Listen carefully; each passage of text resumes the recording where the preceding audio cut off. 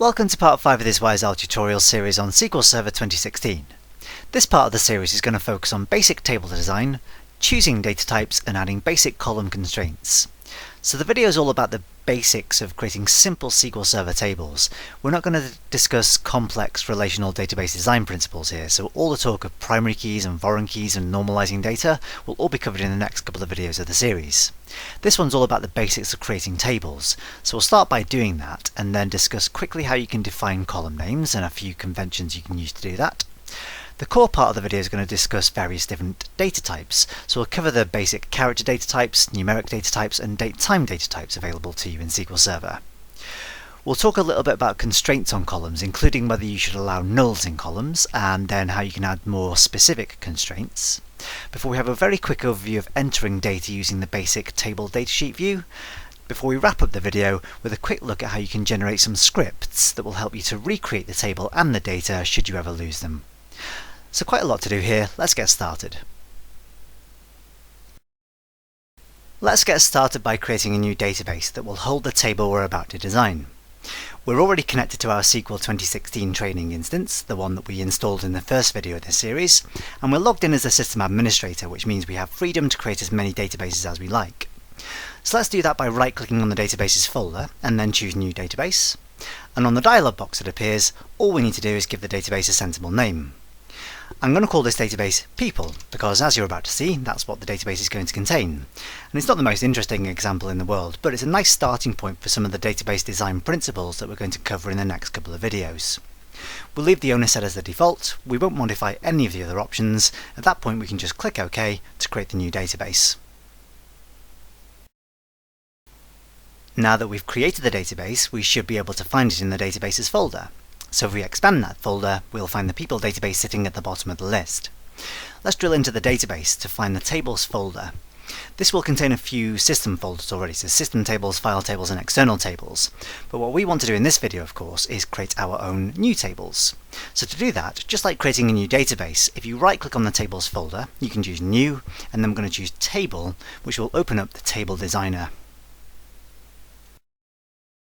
Now you may already know that it's possible to develop tables just by writing some SQL code, and we will get onto that technique a little bit later on in this video series, but for this video we're going to focus on using the designer to create our tables in as quick and simple a way as possible. Just before I go any further with actually creating our new columns and defining data types, etc., I want to make sure you'll be able to actually read what I'm about to put up on screen. So I'm just going to head up to the Tools menu and choose Options, just so that I can change the font size for the table designer. So in the Options dialog box there's a section there, a node called Fonts and Colors, and this will actually modify the appearance of text in any part of SQL Server Management Studio. You can use the drop-down list at the top of the dialog box there to choose the exact element that you want to change the font of. So let's go for the table and database designers right down here at the bottom of the list. And all I'd like to do really is just make sure that you can read what I'm typing in, so I'm just going to increase the font size a little bit, so hopefully that'll be a bit easier on your eyes when you're looking at this on screen. So if I click OK at that point, we should update the table designer. If I close it down and reopen it, of course, if I right click and then choose New Table, that should be a little bit easier for you guys to read. The next thing we'll do is decide which column headings our table is going to contain. We'll come back to the data type and the allow nulls column a bit later on. So you can almost imagine at this stage you are going to design your entire database in a single Excel worksheet. What column headings would you put in the first row of that worksheet? I guess as we're designing a database about people, and this table is the table that's going to contain information about each person, probably the first thing you want to store about a person is the person's name. So you could legitimately create a column called Name just by typing that column name in. Now, although name is a perfectly valid column name for a SQL Server table, this isn't necessarily the best way to store information about a person's name. If you think ahead to when you finish designing the table and it's full of hundreds, even thousands of rows of data, let's say you wanted to come and sort your data by people's surnames. If you've got the full name stored in a single column, that's going to be much trickier to do. Likewise, if you wanted to search by somebody's surname or search by somebody's first name, that's quite difficult when the full name is contained in one single column. So a general good practice guideline, general rule of thumb for designing good database tables is break your information down into sensible, smaller units of data. So we could have legitimately a first name and a last name column, and that will make our life much easier later on when we come to search and sort data. So, on that note, let's create separate first name and last name columns. I'll rename this column as first name. Now, because my column name is now made up of two separate words, there are a couple of different conventions you're likely to see in the real world for naming columns. I'm kind of lazy when it comes to naming columns, I have to admit. So what I tend to do is the style that I've just entered here. So I don't use spaces in my column names. What I tend to do instead is give each word in the name a capital letter. So a capital initial. So I've got capital F, capital N. That's a convention called Pascal case, or sometimes you'll hear it referred to as camel case as well, because you get humps in the word.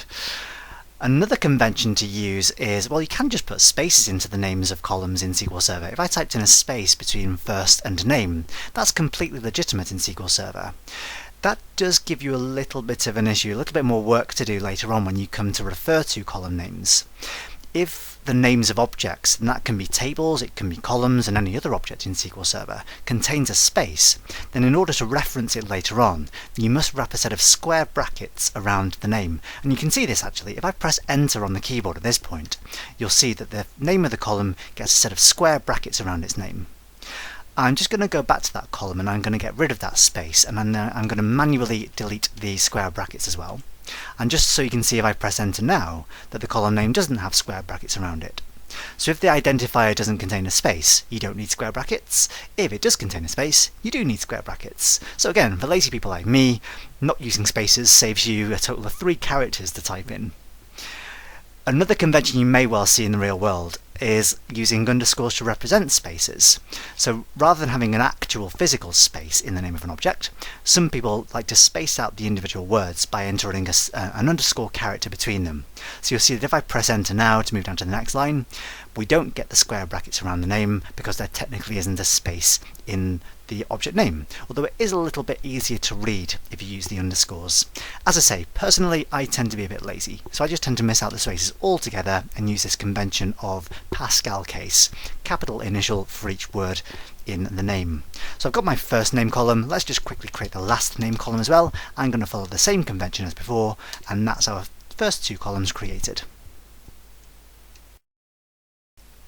Let's just create a few more columns to give us the chance to work with different data types in the next part of the video. The next column we'll create will be called date of birth. And you might think that actually legitimately you could break a date down into smaller component parts as well. There's a day and a month and a year component. Indeed, some websites do still ask you to enter your date of birth as day, month and year, but it's a little bit old-fashioned to do that these days. SQL Server's got lots of data types available for working with dates and times, as you'll see, and there are lots of functions available as well for picking dates apart into their smaller component parts. So if you really wanted to, you could store a separate day, month and year, but we won't have any issues working with dates as a full single unit of information. Let's have a column for your phone number as well. I'm going to call mine phone number and then hit enter. And then let's have a couple of columns that do actually require numbers as well. Let's have a height in cm. Yeah, sorry, we're going to work in metric for this video. And we'll have weight in kg. Then we'll also have, these are a little bit sillier, but let's just go with it for the time being. I'm going to have a YouTube subscribers column. And then I'm going to have a YouTube views column as well.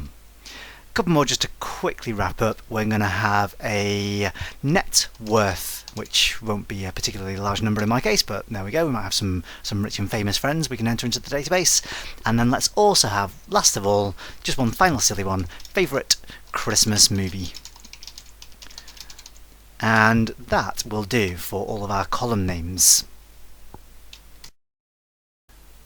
Next, we need to decide on which data type each column can store. Unlike in Excel, where you can legitimately mix and match text and numbers and dates all in a single column, SQL Server columns can only contain one single type of data. So if I go back to the first name column and have a look at the drop-down list in the data type column, there's a somewhat bewildering array of data types available. Now, different data types, as well as storing different types, such as text and numbers and dates, there are also subtle subtypes in there which have a different range of values they can hold. And each one of those subtypes requires a different amount of memory to store their values. So deciding on data types in SQL Server is a bit of a balancing act between making sure you've given yourself enough overhead to store the maximum range of values you want in that column, but also not just wantonly using the biggest data type available, because that's wasteful in terms of storage space. So as we can see, this list of data types is quite long, and it's not particularly well organised in this data type drop-down list. You can see a slightly more organised list within the Object Explorer window in SQL Server Management Studio. So if I go to any particular database, in my people database for instance, there's a programmability folder. And if I expand that folder, there's a types folder in there, which contains a system data types folder. Now in there is a bunch of different folders where the data types are organised into groups. So for instance, there's a group for date and time data types, where everything in that folder is related to dates and times, of course. I've also got one for character strings and Unicode character strings, so you can see roughly how the data types are grouped together, giving you an idea of what they're for. If you want the most detailed bit of information about each data type, then the best thing to do is have a web browser available, and you can either Google for SQL Server data types or just head straight to this page as part of the Microsoft Developer Network. This is again a list of the data types of SQL Server grouped by category. If I scroll down the list a little bit, you'll see these exact same categories as we've just seen in the database window in SQL Server Management Studio.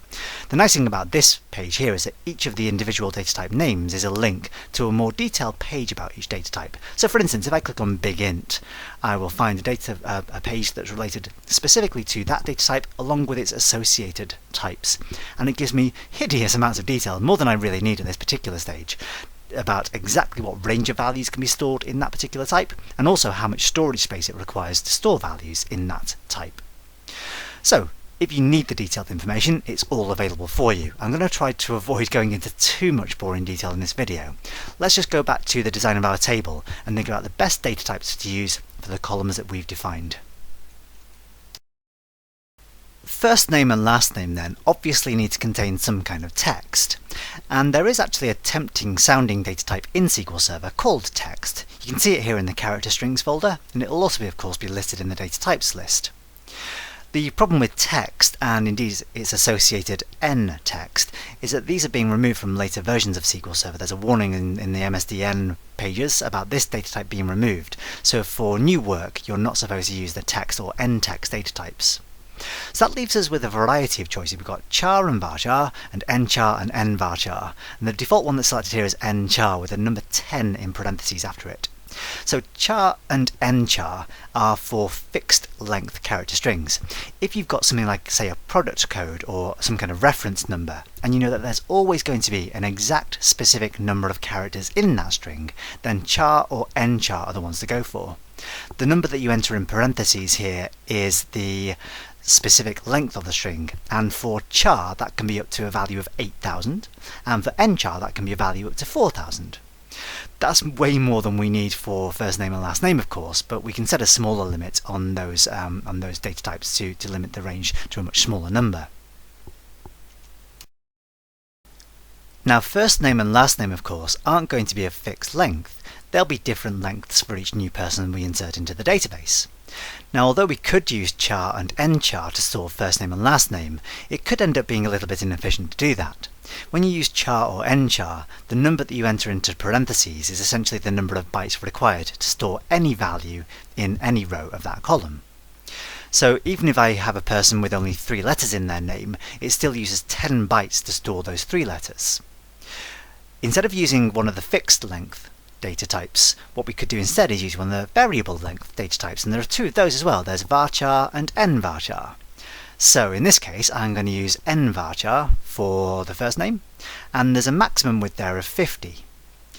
The way nvarchar and varchar works is that although again you can set a maximum value for the maximum length of the string, it will only use a number of bytes equivalent to the number of characters typed in, plus a little overhead of 2 bytes to deal with the variability in the length of the string.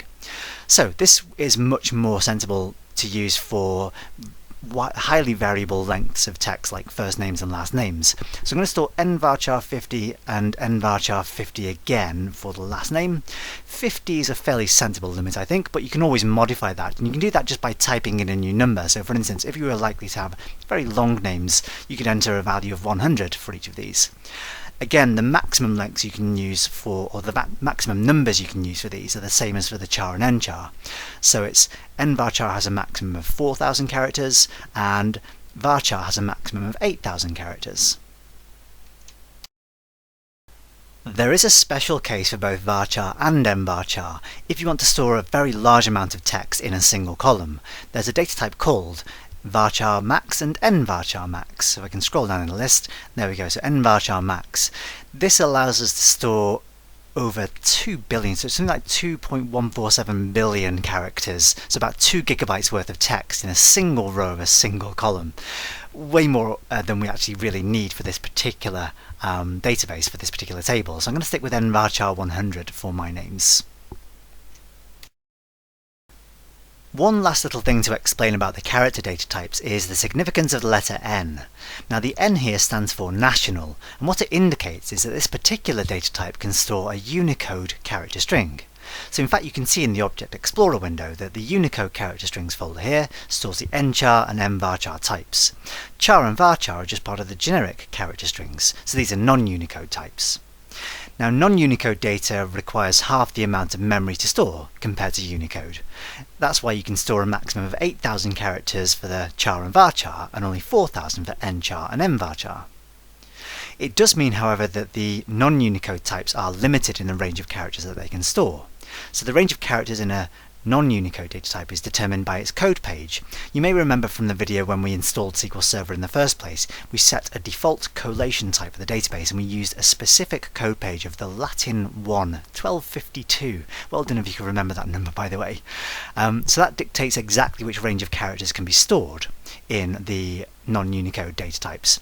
What that means is I couldn't mix and match, for instance, Latin characters with perhaps Japanese kanji characters or Arabic script, for instance, in the same column. If I wanted to be able to do that, then I'd need to use one of the Unicode data types. So many of the examples you'll see if you search for help on SQL Server in Google use the Unicode character types for safety. It allows you to store any range of characters you like in the same column. For databases where you can guarantee you're only going to be storing, for instance, national sort of Latin characters in a single column, then you can legitimately get away with char or varchar. But for this database, we're going to use the Unicode data, the ones indicated with the letter N. There are 2 remaining columns that we should assign a character data type to. The first is fairly obvious, it's the favourite Christmas movie. So again, that should be stored as text. I'm going to use nvarchar again, and let's change the maximum length to 150 characters. The second column is slightly less obvious that it needs to be stored as text. It's the phone number. Now, often when you get newbies designing databases, they'll try to store phone numbers as numeric data types, but that's not quite the right thing to do in this case. In database design, a number is only really a number if it represents a quantity of something. So in this case, a phone number clearly isn't a quantity, it's just really descriptive. It's like a code number, effectively. So what we're going to do in this case is store the phone number again as, if we could guarantee that all phone numbers had exactly the same number of characters in them, we could use one of the char, either nchar or just char. But in this case, because phone numbers can have a slightly varying number of characters in them, we're going to use nvarchar, but we'll reduce the maximum length, let's say down to 20. Probably a little bit more than we really need, but it gives us a little bit of a safety net. The first non-text column in the table is called date of birth, so clearly we'd like to store some kind of date information in that column. Just like with the character data types, there's quite a variety of different date and time data types available.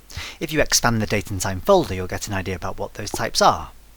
You can hover the mouse over each one just to get an idea about what the minimum and maximum dates available to that type are. Date time's got quite an unusual first date. It's 1st of January 1753. There's actually a really interesting historical reason for that, but I'll leave that up to you to research for after the video. Microsoft's recommendation actually isn't to use the date-time data type anymore.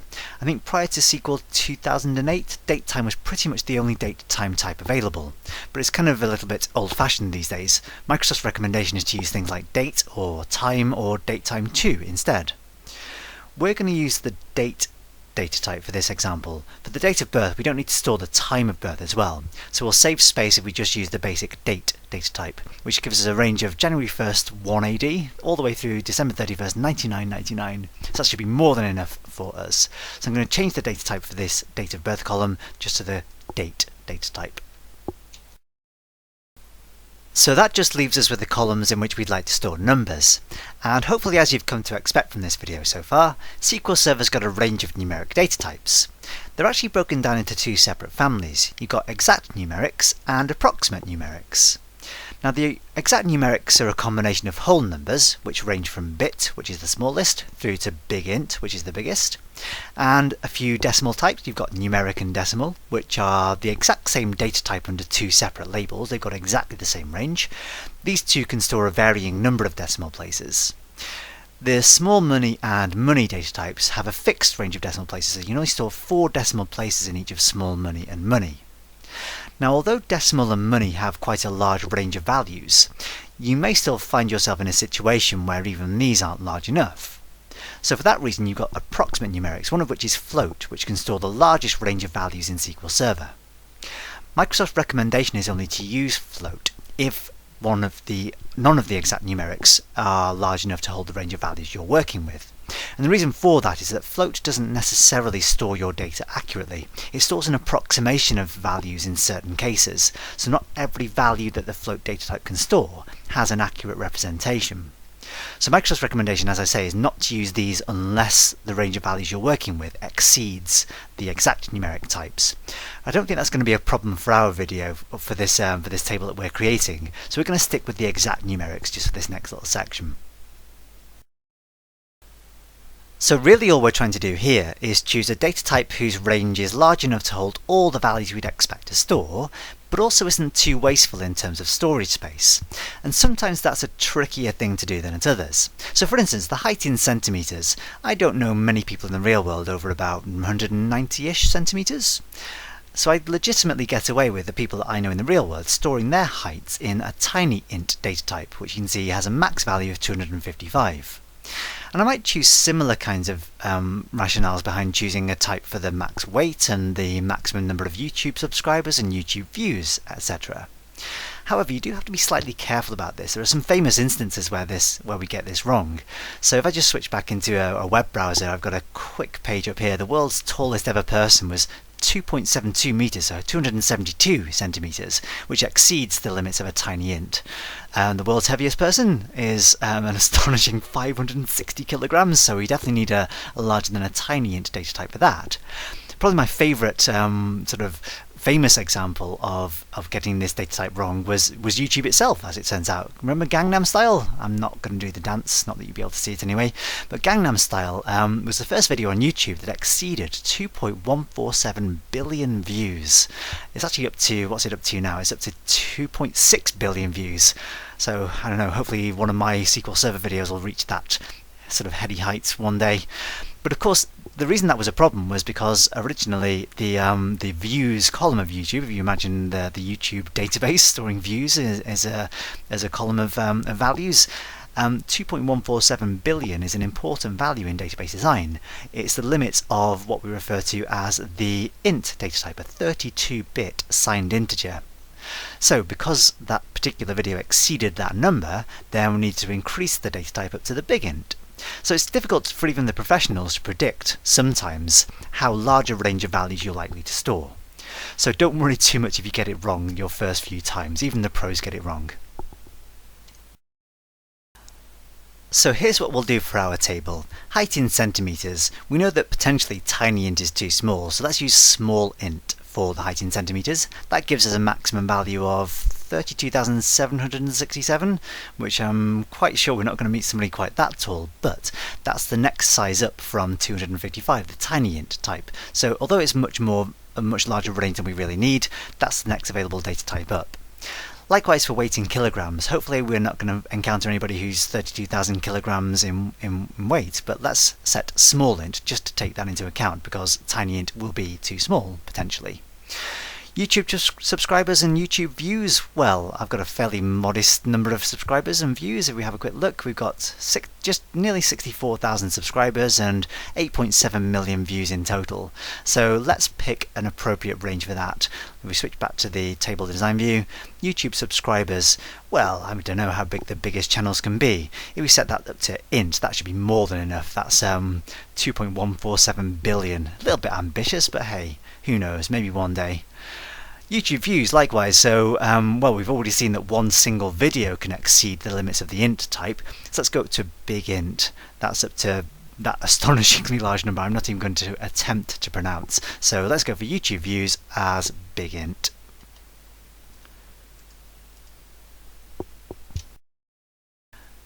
The final column we want to assign a data type to then is the net worth column, and the intention behind this is to sort, well, literally that, the net worth of the person in some kind of monetary units. This isn't quite the same as choosing something like a currency or accounting format in an Excel worksheet. It's not about formatting the number to display currency symbols. It's about storing a number that can hold decimal values with a specific range. So we could legitimately get away here with one of the basic numeric types. We could use numeric or decimal. So let's just choose decimal first of all for the net worth. If I choose decimal, you'll see that there are two different numbers listed in parentheses after it. So in a similar way to the way you store for varchar and char data types, you have to set the maximum number of characters. With the decimal type, you can specify what's referred to as the precision and the scale. So let's choose decimal with its default values of 18 and 0. Now the number on the left hand side of the comma here, the value 18, represents what's referred to as the precision of the number, and the precision of the number is the maximum number of digits it can display. So the default here is 18, but the maximum number of digits available to the decimal data type is actually 38. The number on the right hand side of the comma here, 0 in this case, represents how many of those, in this case 38 digits, appear to the right hand side of the decimal place. So if for instance I entered the value 2 here, that would give me a number which can hold a maximum of 38 digits, 2 of which will always be on the right hand side of the decimal place. So that value there is referred to as the scale. So when you specify a decimal number, you specify the precision, max number of digits, and the scale, the number of those digits appearing to the right of the decimal place. Now that would work perfectly well for holding the net worth for each person, but it's a little bit of effort to get that set up, and I guess 38 digits in this case is somewhat excessive. I don't think there's any people in the world with a maximum wealth in the realms of 36 figures or 38 figures. Were it myself, I could probably get away with 3 maximum digits and 2 to the right of the decimal place. But there are actually a couple of specific data types designed to hold numeric values, or sorry, currency values if you like. They're small money and money. Now these ones have a fixed range of decimal values, so you can't change how many digits appear to the right of the decimal place. Small money and money are fixed to 4 decimal places. Small money has a max value of around 214,000, which is still way in excess of my net worth. I have to say I've got about a tenner in my pocket, I think. So the small money one has a fairly low limit, I suppose, in real world terms, whereas money has a much larger one. It's unlikely that we're going to be meeting, or I'm going to be meeting anybody with a max worth of whatever the max of money is. However, just for convenience in this example, I'm going to set the data type of net worth to the money data type.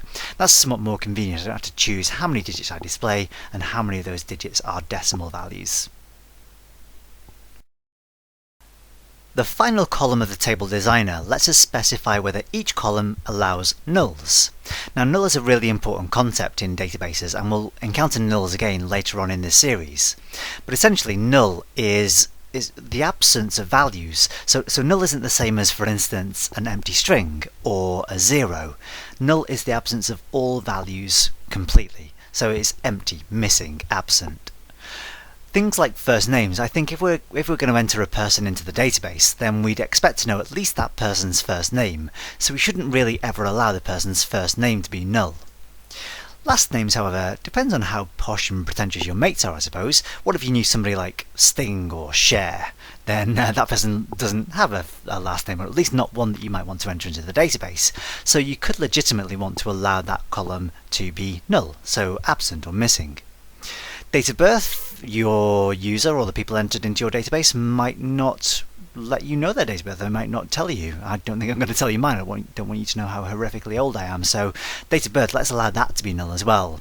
Phone number, likewise, I've certainly had plenty of people refuse to give me their phone numbers. I shall go into no more detail. So let's leave that as null. Height in centimeters, I suppose. We might not know that. We might not have recorded that. Likewise, weight.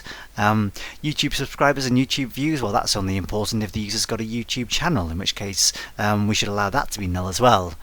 Net worth, that's kind of a rude question to ask, so we should allow that to be null. And favourite Christmas movie, well, what if a person only doesn't like Christmas? What if we were putting, I don't know, The Grinch into the database? Then we want to allow that to be null as well. So really, in this case, apart from the first name, we're going to allow every other column to be null. So that's it for the basic design of the table. Just before we save it and close it to create the table, there's one more thing to consider, and that's which schema the table will belong to. Currently, if I were to choose to save this table, it would be created in a default database schema, which is called DBO. Now, we talked about schemas in a reasonable amount of detail in the previous video. A schema is essentially a combination of an organizational tool and a security feature. So in fact, if I just collapse my programmability folder in the people database, just a quick reminder, there's a security folder, and in there is a schemas folder. So the default schema for this database is called DBO, which is related to the database owner, which is owned by the system administrator, and all the objects by default will be created in the DBO schema. We can choose to create objects in any of the other existing schemas, or we can even create new ones, as we did in the previous video, and create objects in that. We're not going to do that in this video. We're just going to assume that all the objects we create, and in fact in this case it's just this one single table, will belong to the DBO schema. But just in case you did want to change that from the design view of the table, what you'd need to do is choose to view the Properties window. One way to do that is head to the View menu at the top of the screen and choose Properties window, or of course you could just press the F4 key on the keyboard. Now, to change the schema that the table will be created in, all you would need to do is go to the schema property and select from the drop-down list the other schema you wanted the database or table to be created in. In order to create the table then, all I've really got to do is save it. So I can do that either by clicking the Save button or pressing Ctrl and S on the keyboard, and then I get the opportunity to give my table a new name, which I'm going to call Person. I could have also changed the name in the Properties window up here as well, by the way. When I click OK then, at that point it will create a brand new table in the DBO schema called Person. And if it doesn't appear in the Tables folder immediately, all you should need to do is right click on the Tables folder and choose Refresh. And at that point your table will appear. You can expand that, you can have a look in the Columns folder, and you should find that all the columns you've defined in the design view have a representation in this list along with their data types and whether or not you've allowed them to have null. Now, as well as its columns, a table can contain multiple other items as well. So you've got some extra folders here called keys, constraints, triggers, indexes and statistics. Some of these things we're going to be covering in more detail in later parts of this series. So for instance, keys is going to form a big part of the next video on relational databases and creating related tables. One thing that is worthwhile quickly mentioning here is the constraints folder. The constraints allow you to place restrictions on what data is allowed to go into certain columns. Now, we've already done that to a certain extent by choosing a particular data type for a column, but constraints allow you to create more detailed restrictions for particular columns. I can add a constraint to the table fairly easily just by right-clicking on the Constraints folder and choosing New Constraint. And that takes me to a dialog box with a list of all the constraints I've added, so far it's just the one that we're currently adding. The most important part of a constraint is the expression. So this is something that's evaluated for every new row of data that gets added to the database, or to this table specifically. What I'm going to do for this example is check that the date of birth is not in the future. So we don't want to have people if their date of birth has been entered as a future date. So to do that, I need to refer to, first of all, the column name, which is date of birth. And remember that if you've added spaces to your column names, you'll need to wrap the column up in a set of square brackets. So I can do that even though I haven't got spaces in my name. I can then enter a less than or equals symbol, and then check that the date of birth is less than or equal to today's date. There's a function in SQL Server called getDate. So if I type in the word getDate and then open and close a set of parentheses or round brackets, that is a nice simple expression that checks that every time a row of data is added, the date of birth is less than or equal to today's date. I can modify the name of the constraint, and if I was going to add lots of different constraints to the table, it might make sense to do that. So I could maybe call this one ckperson underscore DOB. I'm only using underscores because one was already added to the name that was given to the constraint already. I can add a more detailed description should I want to, but essentially at this point all I really need to do is click close. Now that's made a change to my table, so I need to save it again to create the constraint. So if I were to save the table, the constraint has now been added so that when I enter data, I can't enter a date that's in the future. If you ever need to modify the constraint that you've added, you should find it in the constraints folder, although you might have to refresh that folder first. So you can right click on constraints and choose refresh, and then if you look inside the folder, you should find any check constraints that you've added. You can right click on the constraint and then choose to modify it, and that takes you back to the same dialog box we've just seen. So here you could also choose to add more constraints or delete the one you've just added, and when you've finished with that you can just close down the dialog box.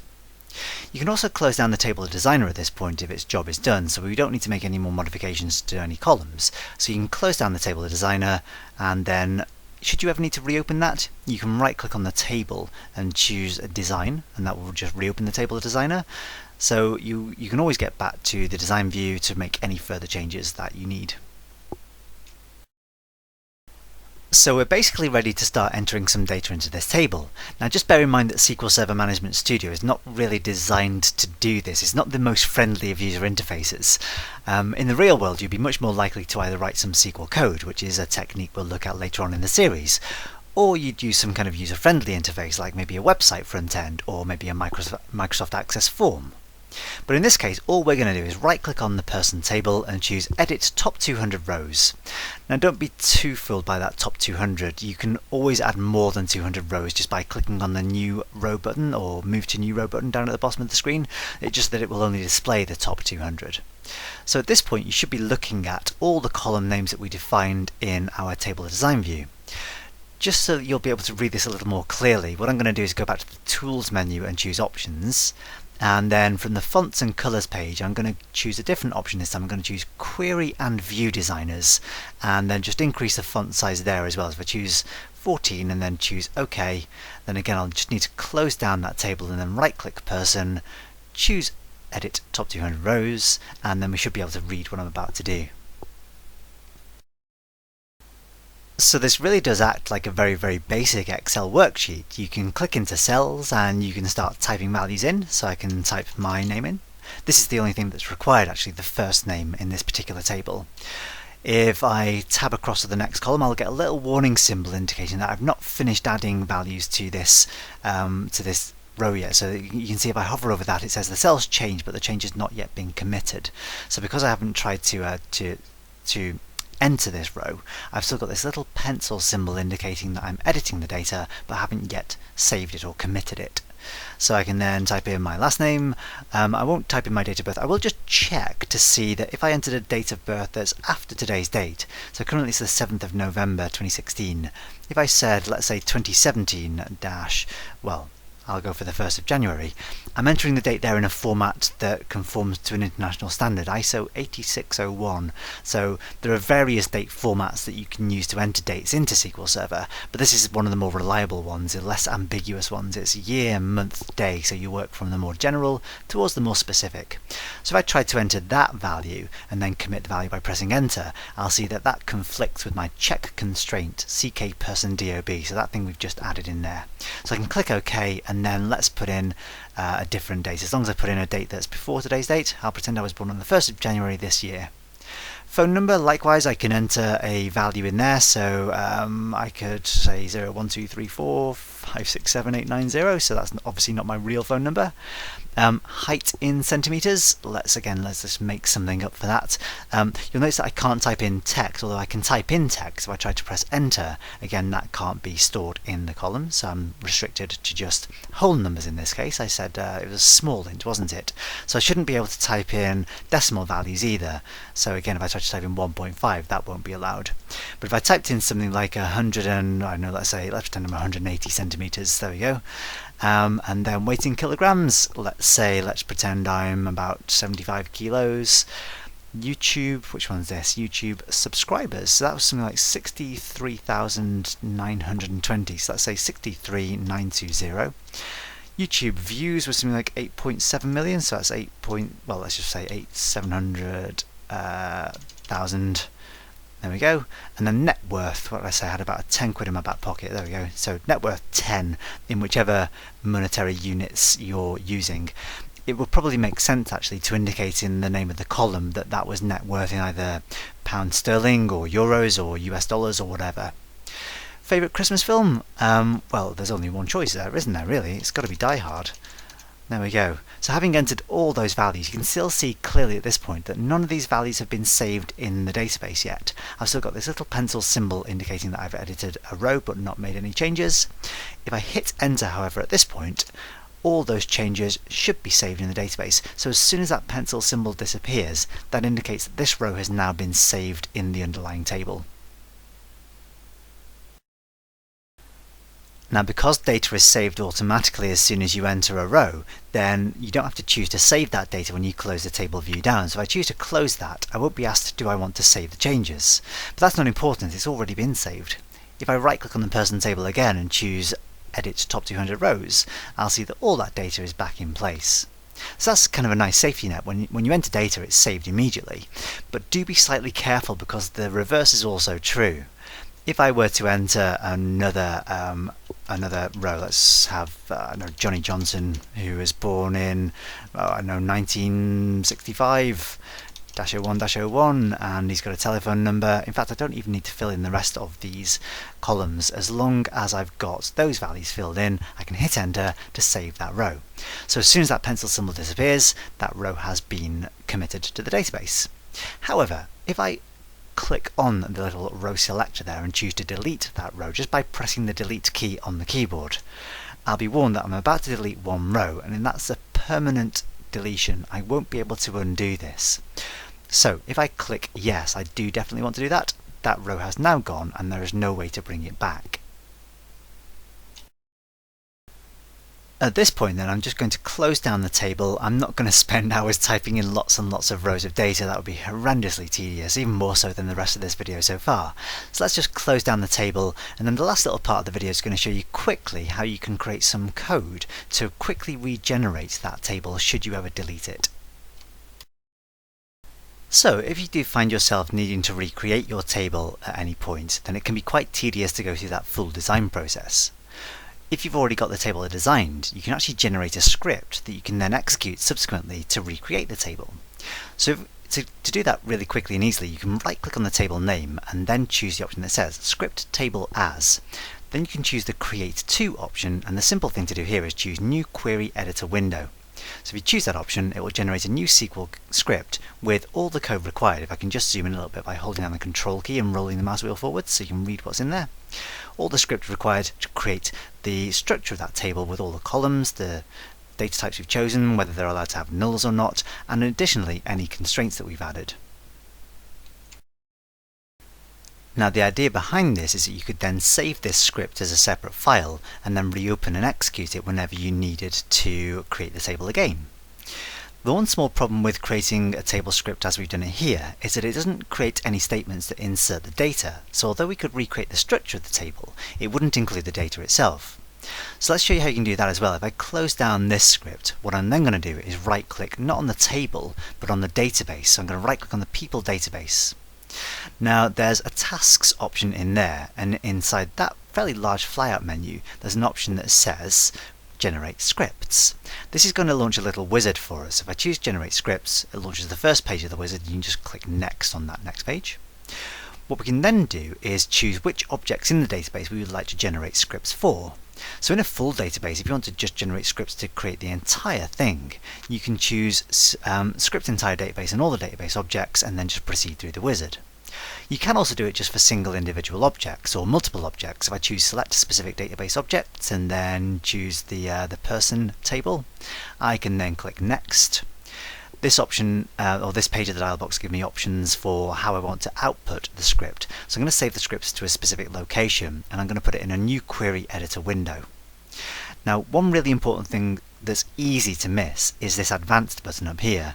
It looks as though the Advanced button is related to saving to file, but it's not at all. The Advanced button is a completely separate set of options, and there's one really important one in here.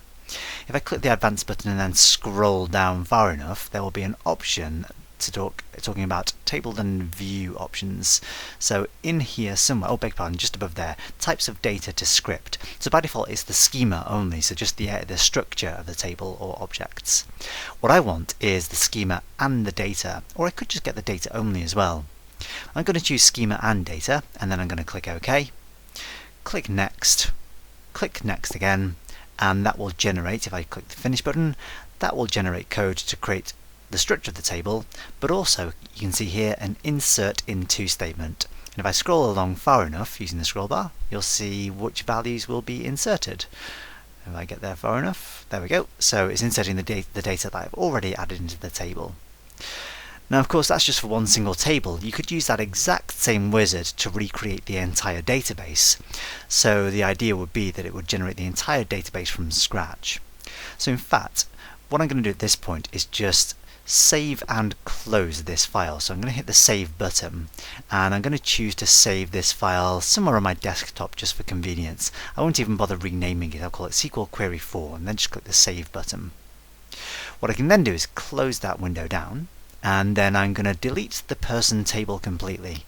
So I'm going to right click and then choose to delete that object. I'll be asked to confirm that because I can't undo the change, so I'm going to click OK, and now the table's completely gone. Oh no. Luckily for us, we've got this script that we can open up to recreate the table. So I can head back to the File menu at this point. I could choose to view recent files, so that'll be the one that I've just closed down and saved, or I could choose to open the file from another location, so I can choose Open, File and Browse for it. So any of your standard open options. I can open up my SQL query, and then all I need to do is execute all of this script to create my table again. So I can click the Execute button or press F5 on the toolbar. And then that should have happened fairly quickly. I'll need to refresh my tables folder in the people database just to make sure that that table re-exists, so I can right click and refresh, and there's my person table back with all the data in it. If I right click on it and choose edit top 200 rows, there's the data that I've previously deleted. So there we go. There's a quick overview on creating basic SQL Server tables. Hopefully you found that one useful. Thanks for watching. See you next time. If you like what you've seen here, why not head over to the WiseOwl website, where you can find loads more free resources, including these videos, some written blogs and tutorials, and even some exercises that you can download to practice your skills. Thanks for watching, see you next time.